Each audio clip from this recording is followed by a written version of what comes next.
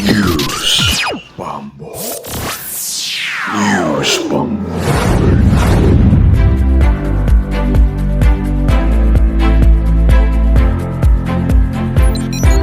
Today is Saturday, August 23, 2025.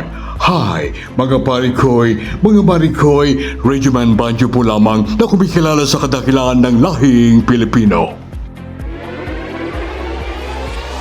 Sa controversial na issue ng flood control projects, ang House Triple Committees ang mag-iimbestiga sa nasabing usapin. Ayon kay Congressman Terry Ridon ng Bicol Saro Party List, gagawin nilang patas ang nasabing pagsisiyasat base sa mga ebidensya sa mga dokumento at testimonya.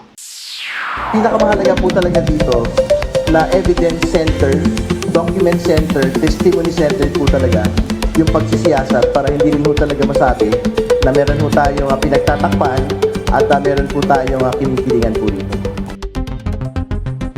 Sa panig naman ng Senado para malis ang duda sa investigasyon, imbes na Kongreso, third party dapat ang mag-imbestiga. Ayon kay Senador JV, mas maganda sana kung third party ang gagawa niya para mawala yung duda, no? Pero siguro napagbibintangan po ang dalawang kamara, pero masisiguro ko lang na sa Senado wala akong kilala na may contractor sa amin. O mas maganda para mawala na rin ang duda ng lahat na magkaroon na lang ng third party. at ayon naman kay Mayor Benjamin Magalong ng Baguio City, may mga hawak siyang mga dokumento, impormasyon sa flood control projects at dahil may trust issue ang nasabing mga proyekto, kanyang ibibigay lamang ang mga ito kay Pangulong BBM.